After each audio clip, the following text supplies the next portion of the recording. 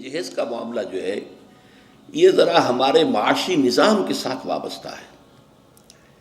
اس میں کوئی demand and supply کا معاملہ بھی ہے. یہ آسانی سے ختم ہونے والی لعنت نہیں ہے. اس وقت ہم نے صرف ایک پابندی لگائی تھی کہ اس کی نمائش نہ ہو، بلکہ یہ ہے کہ آپ کو جو کچھ دینا ہے 2 دن پہلے بھیج دیجئے لڑکے والے کے ہاں، یا 2 دن بعد میں بھیج دیجئے. نمائش نہ ہو کہ غریبوں کو یہ احساس نہ ہو کہ فلاں کی بیٹی تو یہ کچھ لے کر گئی ہے اور یہ کہ میرے پاس کچھ بھی نہیں ہے دینے کے لیے. یہ جو احساس محرومی ہے آپ نوٹ کیجئے.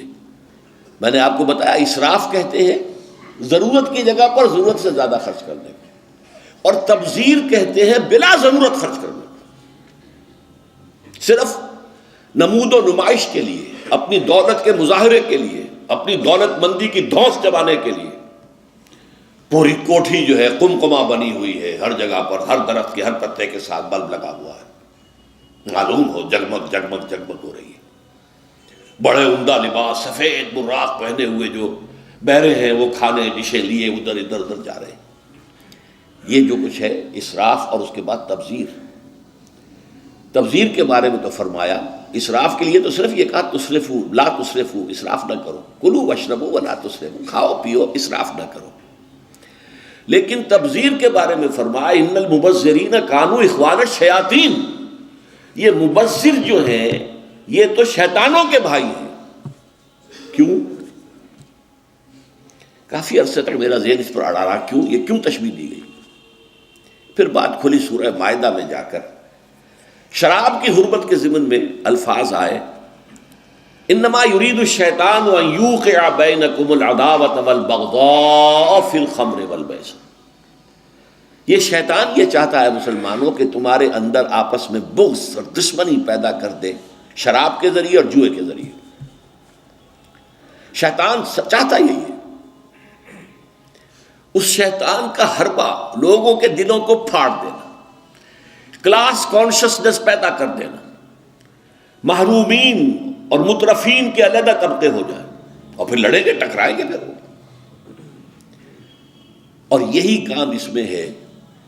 جس گھر میں لڑکی کی شادی پر اس طریقے سے پیسہ جو ہے بہایا جا رہا ہے پانی کی طرح، وہاں کوئی شوفر بھی ہے، ان کا ڈرائیور، کوئی پہرے دار بھی ہے، کوئی خانسامہ بھی ہے. اس کی بیٹی بیٹھی ہوئی ہے، بوڑھی ہو رہی ہے، وہ ہاتھ پیلے نہیں کر سکتا. اس کے دل کے جذبات کیا ہوں گے اس وقت؟ کیا یہ اور میں بھائی ہیں آپس میں؟ انما المؤمنون اخوۃ. یہ واز کہنے کی بات ہے، یہ سب ڈھکوسلے ہیں. انما المؤمنون اخوۃ، یہ ہم بھائی ہیں.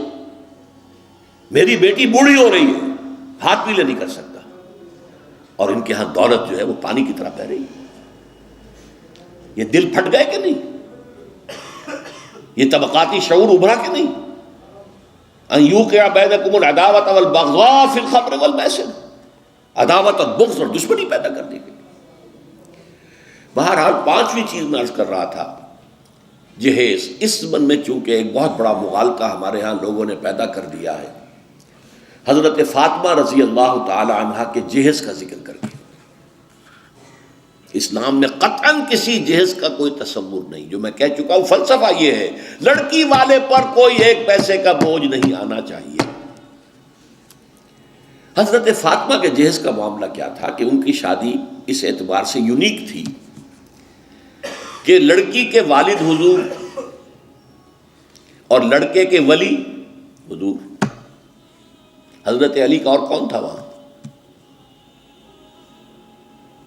اب حضور نے پوچھا علی تمہارے پاس کچھ ہے مہر دینے کو؟ مہر تو دینا ہوگا نا، مہر تو لازم ہے. انہوں نے صاف ہاتھ چھاڑ دیے اپنے کہ میرے پاس تو کچھ بھی نہیں ہے. وہ تو فقراء صحابہ میں سے تھے، جیسا کہ میں نے آپ کو بتایا ابھی. ان کے پاس تو کوئی گھر بھی نہیں تھا. حجرہ بھی ایک انصاری صحابی نے انہیں دیا ہے کہ یہاں آپ اپنی بیوی کو رخصت کرا کے لے آئیں. کہا میرے پاس تو کچھ نہیں. فرمایا تمہارے پاس ایک زرہ ہوتی تھی؟ کہ جی ہاں زرہ تو ہے. انہوں نے کہا اصل میں سمجھا کہ زرہ تو ایک ہتھیار ہے، جہاد کے لیے ہے، وہ کوئی دولت تو نہیں ہے. آپ نے فرمایا جاؤ اسے بیچو. یا گروی رکھو قرض لے کے آؤ، لیکن مہر تو دینا۔ وہ گئے اپنی زرہ لے کر بازار میں آواز لگائی، حضرت عثمان نے خرید لیا 30 دینار یا درہم جو بھی ہے، اس میں رقم کا میں یقین سے نہیں کہہ سکتا، اور بعد میں پھر واپس کر دی۔ اس وقت اگر ویسے ہی دیتے 30 دینار یا 30 درہم تو حضرت علی کی جو غیرت ہے اور خودی ہے اس پر بوجھ پڑتا کہ اس نے مجھے خیرات دی ہے۔ اس وقت تو خرید لی تاکہ کوئی بوجھ نہ ہو، میں نے زرہ بیچی ہے، پیسے لیے، بعد میں واپس کر دی ہدیۃً کہ یہ آپ کی زرہ واپس۔ وہ لا کے حضور کے سامنے پیسے رکھ دیے گئے۔ حضور نے کچھ تو گھر کے اندر بھجوائے کہ فاطمہ کے لیے کوئی خوشبو، کوئی تیاری، کوئی اچھے کپڑے کو بنائے، اور باقی سے وہ سامان بنا دیا۔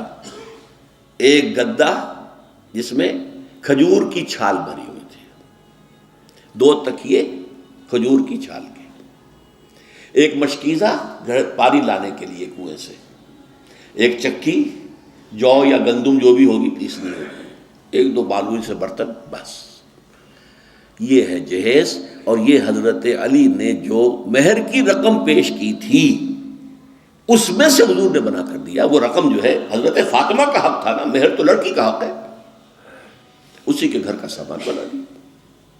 اپنے پاس سے حضور نے 1 پیسے کی کوئی شے نہیں لی۔ اس کے لیے یہ بھی دلیل نوٹ کر لیجئے کہ حضور کی اور بھی تو بیٹیوں کی شادی ہوئی کہ نہیں۔ حضرت عثمان کے گھر میں 2 بیٹیاں گئی ہیں حضور کی۔ پہلی بیٹی تو خیر مکے میں گئی تھی، ابھی شاید وحی کا آغاز بھی نہ ہوا ہو، میں یقین سے تو نہیں کہہ سکتا، ہو سکتا ہے کہ حضور کی نبوت کے ظہور سے پہلے شادی ہوئی ہو سکتا ہے، ممکن ہے، لیکن ایک شادی تو مدینے میں ہوئی ہے، اور حضرت عثمان کا گھر بھرا ہوا، ہر شے کا سامان موجود ہے، سامان جگہ موجود ہے، کسی جہیز کا کوئی تذکرہ ملتا ہے؟ تو یہ جہیز نہیں تھا، یہ خالص ہندوانہ تصور ہے۔ اور اس کی وجہ کیا ہے؟ وجہ یہ ہے کہ ہندوؤں میں لڑکی جو ہے، بیٹی جو ہے، وہ وارث نہیں ہے، اسے وراثت میں کوئی حصہ نہیں ملتا، لہذا جب اسے گھر سے رخصت کر رہے تو وہ دان دہیج، یعنی یہ ایک خیرات ہے جو دے رہے ہیں، لڑکی کا حق کوئی نہیں ہے۔ بلکہ راجپوتوں وغیرہ میں تو ہندوؤں کے اندر آپ کو معلوم ہونا چاہیے، لڑکا بھی صرف بڑا لڑکا وارث ہوتا تھا تاکہ زمین کے ٹکڑے نہ ہوں۔ 10 مربع ہیں تو 10 مربع ہی جائیں گے، چھوٹے بھائی بھی اس کے کمی کاری ہوتے تھے، بس ان کا کوئی حق نہیں۔ یہ اس اپنی فیوڈلزم کو برقرار رکھنے کے لیے، ورنہ 10-12 بچے ہو گئے، تقسیم ہو گیا تو فیوڈلزم تو ختم ہوا۔ پھر ہندوؤں کے ہاں تو یہاں تھا کہ لڑکی کا تو اس کو سوال ہی پیدا نہیں ہوتا کہ اس کا کوئی حق ہو، تو اسلام نے حق دیا ہے، لیکن یہ ہے کہ اس کا حق ہے، باپ فوت ہوگا اس کی وراثت میں سے حصہ اسے ملے گا، مما قل منہ او کثر، چاہے زیادہ ہو چاہے کم ہو، فریضۃ من اللہ، اللہ کی طرف سے فرض ہے، یہ لازم ہے۔ ماں فوت ہوگی، ماں کے آگے کوئی ہے، وراثت ہے، اس میں سے بیٹوں کو بھی، بیٹی کو بھی حصہ ملے گا۔